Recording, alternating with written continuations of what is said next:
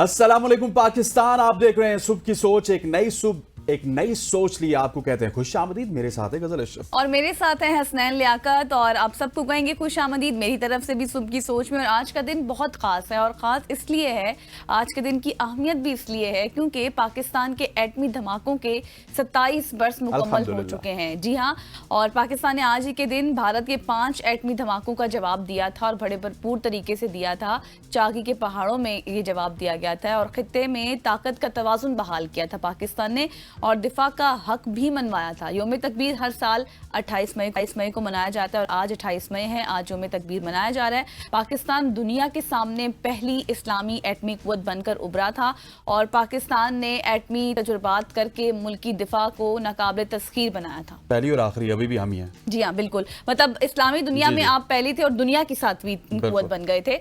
और इसके हवाले से अगर मैं मजीद आपको बताऊं तो नवाज शरीफ साहब के दौरे हुकूमत में पाकिस्तान ने 28 मई 1998 को जो है बलूचिस्तान के इलाके चागी के मकाम पर 5 कामयाब एटमी धमाके किए थे, जिसके बाद इस दिन को योम तकबीर के नाम से याद रखा जाता है। और मुसल्लह अफवाज, chairman joint chiefs of staff committee और सर्विसेज चीफ्स ने पाकिस्तानी अवाम को मुबारकबाद देते हुए अपने पैगाम में कहा है कि मुसल्लह अफवाज मादरे वतन के दिफा के लिए मुकम्मल तैयार भी हैं, पुरअज़्म भी हैं। और वज़ीर आज़म की अगर बात की जाए, सदर पाकिस्तान की बात की जाए, तो उन्होंने भी मुबारकबाद के हवाले से पैगाम भी दिए हैं। और पाकिस्तान को दुनिया की 7वीं एटमी कुव्वत बनने पर 27 साल मुकम्मल हो गए हैं, इस हवाले से भी बातचीत की गई है। और पाकिस्तान इस मरतबा योम तकबीर जो है वो आपको पता है एक अलग तरीके से मनाया गया है, मना रहा है, क्योंकि अभी हाल ही में जिस तरह से हमें एक फतह नसीब हुई है। एग्जैक्टली। और आज एक आम तातील भी है, लेकिन स्कूल्स में उस तरह से छुट्टी नहीं दी गई, क्योंकि आज तकरीबात होनी है, टैबलोज होने हैं, बच्चों ने परफॉर्म करना है। इस वजह से कल से बच्चों की स्कूल की छुट्टियों का भी आगाज होने वाला है। बिल्कुल ऐसे जिस तरह गजल ने कहा, आप सबको योम तकबीर मुबारक हो। आज से 27 साल पहले पाकिस्तान ने अपने दिफा को नाकाबिल तस्खीर बनाया था, और भारत के एटमी धमाकों के जवाब में पाकिस्तान ने एटमी धमाके किए थे। पूरी दुनिया ने बहुत प्रेशर डाला था। अमेरिका ने बहुत बड़े बड़े दावे किए थे कि आपको इतने डॉलर्स मिलेंगे, इतनी इमदाद होगी। लेकिन उस वक्त के प्राइम मिनिस्टर नवाज हों या फिर उस वक्त की जो मुसल्लह अफवाज हैं उनके सरबराह हों, उन सब ने बुनियादुल मरसूस का किरदार अदा किया था, सीसा पिलाई दीवार का किरदार अदा किया था। और कदीर खान हो गए, डॉक्टर अब्दुल सलाम हो गए, डॉक्टर मुबारक मंद हो गए। इन तमाम तो लोगों को मुबारकबाद। और इन तमाम लोगों की एफर्ट से ही आज पाकिस्तान जिंदा भी है, ताबिंदा भी है, और कायम व दायम भी है, और हम आपके सामने भी हैं। ख़वातीन और हज़रात, आगे बढ़ते हैं, और आगे बढ़ते हुए एक जबरदस्त सी स्टोरी है जो कि हमने आपको बतानी है। वैसे सबको पता भी होगा क्योंकि इतनी फेमस हो चुकी है, लेकिन वो कल क्या कहते हैं कि कल अभी वो आ रही थी, तो इस वजह से हम कल डिस्कस नहीं कर सके। ख़वातीन और हज़रात, बचपन में सुनते थे कि जिसका बुलावा आता है वो अल्लाह के दरबार में जरूर हाजिर होता है। ऐसा एक वाकया लीबिया के एक नौजवान के साथ पेश आया, जिसको ना लेकर जाने वाले जहाज को 2 बार फजा से वापस लौटना पड़ा। हाँ, एग्जैक्टली। और ये एक बहुत ही क्या कहते हैं, एक मौजज़ाना सा एक सारा अमल था। हुआ कुछ यूं कि जनूबी लीबिया के सेवा एयरपोर्ट पर मौजूद हुकाम ने आमिर अल महदी को पासपोर्ट के एक मसले की बुनियाद पर तैयारे में सवार होने से रोक दिया। फ्लाइट के वक्त वो हिजाज जाने वाले मुसाफिरों के नाम पुकारे गए, मगर उसे अंदर जाने की इजाजत ना दी गई। फिर तैयारा अपने मुकर्रर वक्त पर उड़ान भरकर रवाना हो गया, लेकिन अल महदी ना मायूस हुआ, ना एयरपोर्ट की रवानगी हॉल से निकला। वो पूरी इस्तकामत और यकीन के साथ कहता रहा कि मैंने नीयत बांधी है, मैं हज के लिए जा रहा हूं और मैं जाऊंगा। क्योंकि अक्सर ऐसा होता है ना, जब आपको पता होता है फ्लाइट चलेगी, अब तो वापस ही नहीं आएगी, कुछ भी नहीं होगा, बंदा मायूस हो जाता है। बिल्कुल ऐसे है। लोगों ने उसको कहा कि भाई आपकी फ्लाइट जा चुकी है, अब तुम्हारा जाना मुमकिन नहीं है, लिहाजा घर चले जाओ, अल्लाह से मांगो कि अगले साल तुम्हें हज की सआदत हासिल हो। मगर आमिर ने किसी की नहीं सुनी और कहा कि देखना, मैं हज पर चला जाऊंगा। उधर कुदरत को कुछ और ही मंजूर था। त्यारा आसमान पे पहुंचा, अचानक से फनी खराबी हुई, त्यारा वापस आया। वापस एयरपोर्ट के करीब जब त्यारा आया तो ये मौका मेहदी के लिए एक नई उम्मीद की किरण बनकर आया। मगर जब त्यारा वापस आया और मेहदी को सवार होने की इजाजत तलब की गई, तो पायलट ने सीढ़ी खोलने से इनकार किया, और त्यारे की फनी खराबी दूर कर दी गई, और वो एक बार फिर से उड़ान भरकर फजा में चला गया। अल महदी को पीछे छोड़ दिया, मगर वो मर्दे मोमिन, मर्दे आहन की तरह मायूस नहीं हुआ और घर ना लौटा, दूसरी बार भी नहीं हाँ लौटा। एग्जैक्टली। और हुकाम ने उसे समझाने की कोशिश की, अब कोई उम्मीद बाकी नहीं है, लेकिन उसका जवाब ईमान से लबरेज था कि ये जहाज मेरे बगैर नहीं जाएगा, ये फिर लौटेगा। और हैरत अंगेज तौर पर वही हुआ, तैयारा एक और फनी खराबी का शिकार हुआ और मजबूरन उसे दोबारा एयरपोर्ट पर आना पड़ा। अब की बार पायलट ने ऐलान किया कि जब तक आमिर अल महदी सवार नहीं होगा मैं जहाज नहीं उड़ाऊंगा। चुनांचे ऐसा ही हुआ वो लम्हा जब मेहदी बिलाखिर तैयारे पर सवार हुए। इसकी वीडियो सोशल मीडिया पर वायरल हुई और इस वक्त मेहदी की खुशी दीदनी थी। लेकिन गजल पॉइंट इज दैट कि जब मेहदी जहाज पे सवार हो गए तो उसके बाद जहाज फनी तौर पे खराब नहीं हुआ, बल्कि जहाज जाके मक्का मुकरमा और मदीना मुनव्वरा में ही जाके रुका। एग्जैक्टली मतलब आप ये देखें ना कि जब अल्लाह की मदद शामिल हाल होती है ना, तो फिर आप ये कहें कि आप पूरे सिस्टम को हिला कर रख देते हैं। 2 दफा तैयारे की खराबी हुई, दोनों दफा तैयारा वापस आया, पायलट ने खुद मना किया, फिर पायलट ने खुद कहा कि मैं जब तक मेहदी नहीं आएंगे तब तक मैं नहीं फ्लाई करूं। उसके बाद देखें कि कुछ लोग ऐसे होते हैं ना जो जमीन पर बहुत गैर मारूफ होते हैं लेकिन अल्लाह ताला के यहाँ बहुत महबूब होते हैं, तो मेहदी उनमें से एक थे। बहुत मुबारक हो कि आप इतने मुकद्दस काम इरादे जिनके पुख्ता हो, नजर जिनकी खुदा पे हो, बिल्कुल तला तमहेज मौजूद से वो घबराया नहीं करते। बिल्कुल, आपने तो सारी बात ही खत्म कर दी। आगे बढ़ते हैं और आपको पता है कि अब तो ईद भी आने वाली है और ईद कुर्बान के नजदीक आते ही जहां लोग ईमान से सरशार होते हैं, सुन्नत इब्राहिमी के लिए पुरजोश नजर आते हैं, वहीं अगर मैं माशरे की बात करूं तो माशरे में कुछ लोग ऐसे भी होते हैं ना जिनमें ना तो ईमान का जज्बा होता है और ना ही इंसानियत होती है। क्योंकि एक वीडियो जो इस वक्त अभी चलेगी और आप देखेंगे कि किस तरह से एक खातून है जो बाइक पर आती हैं और घर के बाहर से एक बैल बैठा हुआ है, छांव में बैठा हुआ है। जाहिर है गर्मी इतनी है, खाने पीने का घर वालों ने इंतजाम उनके सामने रखा हुआ है और एक टब सा उनके सामने रखा हुआ है और औरत उस टब में से पानी फेंक देती है और उस टब को लेकर फरार हो जाती हैं। और ये वीडियो घर के सीसीटीवी जो कैमरा था उसने कैप्चर कर ली है। खातून को वाज़े तौर पर इस वक्त देखा जा सकता है चोरी करते हुए, मतलब खातून को और कोई चीज़ नहीं मिली तो उसने जानवर के बर्तन ही उठा के तो उसको दैट इज वेरी अनफॉर्चुनेट। एक तरफ हम आमिर अल मेहदी की स्टोरी सुना रहे हैं और दूसरी तरफ इस तरह के लोग हैं जो कुर्बानी के जानवर के सामने से बर्तन भी नहीं छोड़ते। और मैं समझता हूँ कि यहाँ पे फिर भी उन घर वालों को शुक्र खुदा का अदा करना चाहिए कि ये गैंग के जरिए नहीं आई और उसने वहां से बैल को चोरी नहीं कर लिया। क्योंकि जो अगर उसके टब को उसके टब को नहीं छोड़ती जो औरत, वो उसको भी चुरा सकती थी। That is very unfortunate. खवातीन औज़ात, आगे बढ़ते हैं। आगे बढ़ते हुए एक जबरदस्त स्टोरी है, एक अजीब गरीब है अर्जेंटाइन से। पुरस्कार अमवात से मुतालिक फिल्म की नुमाइश के दौरान सिनेमा घर की छत गिर गई।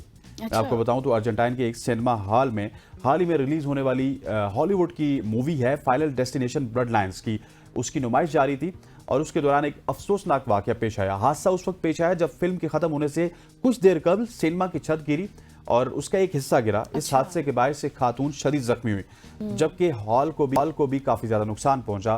फ़यामा नामी जख्मी खातून ने बताया कि वो फिल्म देखने में मगन थी कि जोरदार आवाज आई, जैसे वो फिल्म का हिस्सा समझ बैठी, लेकिन फौरन ही छत का एक बड़ा टुकड़ा गिरा और जो उनके घुटने पे आ गिरा और उन्हें फौरी तौर पर हॉस्पिटल मुंतकिल किया गया, जहां मालूम हुआ कि उनके घुटने पर शदीद चोट आई।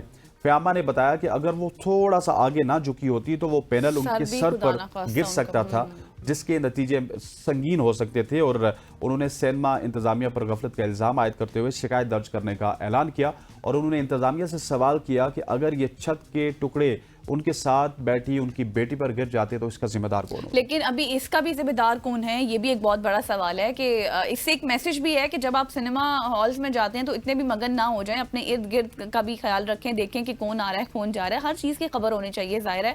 और जिस तरह से खातून कह रही थी कि वो उस आवाज़ को फिल्म का ही हिस्सा समझ बैठी, तो ये थोड़ी सी उनकी भी गफलत है, थोड़ा सा उनको देखना चाहिए था। लेकिन इस तरह की जब हॉल्स बनते हैं तो इंफ्रास्ट्रक्चर के हवाले से भी कुछ रूल्स एंड रेगुलेशंस होते हैं, तो उनको भी फॉलो करना ज़रूरी हो जाता है। बट लेट्स सी इसकी जिस तरह से इन्फॉर्मेशन आगे आएगी तो आपके साथ ज़रूर शेयर करेंगे। और अभी हम थोड़ी सी कर रहे थे ना ईद के हवाले से, तो मेरे पास एक और माइंड में एक बात आ गई। ईद से निकल ही नहीं रही, बस ईद आने वाली, तो ईद की बातें अब मैं करूंगी। यौम तकबीर, ईद ईद जी हाँ, तो मैंने सोचा कि मेरे माइंड में जैसे एक बात आई तो वो भी आपके साथ शेयर कर दूं।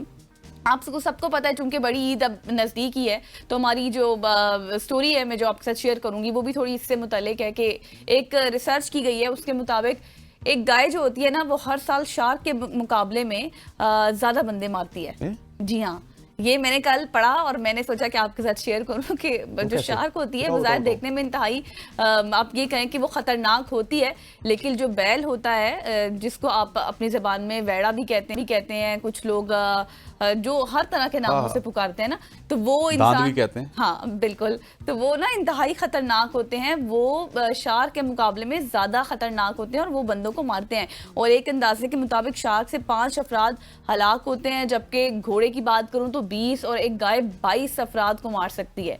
और एक मच्छर की अगर मैं बात करूं जो कि एक शार्क के मुकाबले में लाखों लोगों को हलाक करता है। जानवरों में सबसे ज्यादा हलाकतों का शिकार होने वालों में हिरन का शुमार पहला नंबर उसका आता है, और जो बेशतर गाड़ियों से टकराने और शेर का शिकार भी बनती है। लेकिन इस ओवरऑल स्टोरी को मैं साइड पे रखती हूँ और मैं आपको सिर्फ ये बताना चाहती हूँ कि ईद करीब है, बैलों से आपने थोड़ा सा फासला भी इख्तियार करना है क्योंकि वो सबसे ज्यादा बंदों को मारते हैं। ख़वातीन आज़ाद आगे बढ़ते हैं और जो ही ये ईद की स्टोरी बताती है तो मैं ईद से निकलने की कोशिश करता हूँ। हुकूमत सिंध की बात की जाए तो उन्होंने सरकारी तकरीबात में बच्चों के जरिए मेहमानों को इस्तकबाल के लिए जो वो अजरक पेश करते थे, टोपी देते थे या फिर तवाई पेश करते थे, अच्छा। इस रवायत को ख़त्म करने का एक बड़ा फैसला किया। इस हवाले से महकमा एजुकेशन सिंध की जानिब से बाकायदा नोटिफिकेशन जारी किया गया जिसके मुताबिक तमाम डायरेक्टर्स, प्रिंसिपल्स और हेड मास्टर्स को फौरी तौर पर अहकामात पर अमल दरामद की हिदायत की गई। अब किसी सरकारी तालीमी इदारे में बच्चों को मेहमानों के इस्तकबाल के लिए कतार में खड़ा नहीं होना पड़ेगा। इस अमल को गैर मुनासिब करार देते हुए मुकम्मल तौर पर इस पर पाबंदी आयद की गई है और खिलाफ वर्जी की सूरत में सख्त कार्रवाई की जाएगी। इस नई पॉलिसी का इत्तलाक फौरी तौर पर होगा ताकि तालीमी माहौल को रस्मी तकारीब के बजाय तालीमी सरगर्मियों तक महदूद रखा जाए। थैंक यू सो मच हुकूमत सिंध, आपने बिला आखिर वो काम स्कूल्स में इम्प्लीमेंट किया जिसकी वजह से बच्चे जाते हैं वहाँ पे। एग्जैक्टली ऐसा ही है क्योंकि जाहिर है फिर ना बच्चों में पढ़ाई का रुझान कम हो जाता है और वो इन तरह की एक्टिविटीज में ज्यादा पार्टिसिपेट करने लग जाते हैं, तो जिस वजह से जाहिर है फिर उनका फ्यूचर भी खराब होता है। लेकिन एक एंड से अगर इसको पॉजिटिव देखें तो बहुत पॉजिटिव बात भी है, नेगेटिव देखें तो बहुत नेगेटिव है। लेकिन जाहिर है गवर्नमेंट ने फैसला किया है तो कुछ सोच समझ कर ही किया होगा। आगे बढ़ते हैं और मैं अब आपको बताऊंगी तोतों की कहानी, क्योंकि ईद के हवाले से उन्होंने कहा है कि मैं बार बार ईद की बात करती हूँ। गाय की कहानी, तोतों की कहानी, तो फिर मैंने सोचा कि अब थोड़ा सा मैं अब गाय से निकल आती हूँ बाहर, तो मैं थोड़ा आपको बताती हूँ। एक तहकीक हुई है जी, उससे पता चला है कि तोते अपने बच्चों में एक अनोखी उनको आवाज़ देते हैं, जैसे कि उनका नाम रख दिया या फिर उनका ये नाम उनके तोतों के झुंड में, मतलब अपनी शनाख्त, जैसे हम इंसान होते हैं ना, हमारा एक नाम है, हमारी एक आइडेंटिटी है, तो इसी तरह से तोते जो हैं, तोतों के जो पेरेंट्स होते हैं वो भी अपने बच्चों को एक आइडेंटिटी देने की कोशिश करते हैं, नाम बताते हैं उनका, और बच्चे को कॉल का जवाब देना, उनको पहचानना, किस तरह से आप किसकी आवाज पहचान सकते हैं। और तोते तो वैसे भी आपको पता है बातें करते हैं इतनी इंसानों की तरह, तो ये उनके पेरेंट्स की एक जो है वो मेन बात है कि वो अपने बच्चों को उनका नाम देने की कोशिश करते हैं, उनका नाम अपना सिखाते हैं, और ये प्रैक्टिसेस हमने देखी। बिल्कुल ऐसे ही है। वक्त थोड़ा सा कम हो चुका है, मुकाबला सख्त हो चुका है। मैं अगली स्टोरी बड़ी जल्दी से आप शेयर करता हूँ। पंजाब पुलिस, जिसके हवाले से बताया जाता है कि वो मुकदमा बिल्कुल दर्ज नहीं करती, लेकिन इस दफा पंजाब पुलिस ने 500 रुपए की कोल्ड ड्रिंक्स चोरी करने का मुकदमा दर्ज कर लिया है। अच्छा। पुलिस के मुताबिक महकमा इस्लामपुरा, जो पुलिस का महकमा है उसके मुताबिक मोहल्ला इस्लामपुरा ईदगाह के दुकानदार ने 15 पर पुलिस को कॉल की।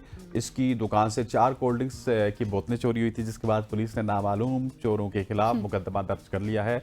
Hats off to Punjab police. Exactly और अब शायद इसके ऊपर मजीद बात करना भी मेरे ख्याल से मुनासिब नहीं होगा, क्योंकि जैसे आपने पहले बात कर दी थी, हाँ, क्योंकि यहाँ पे तो लाखों करोड़ों वाले चोर नहीं मिलते, तो किस लेकिन देखे ना जिस तरह से एक इल्जाम था, एलिगेशन लगाया जाता था पंजाब पुलिस पर कि वो मुकदमा दर्ज नहीं करती। अब जिन्होंने मुकदमा दर्ज किए हैं सारा वो इस हवाले से इन्वेस्टिगेशन भी कर रहे हैं। अल्लाह करे मुकदमा दर्ज कर दिए, अब इसका कुछ इम्प्लीमेंटेशन भी इसकी हो जाए।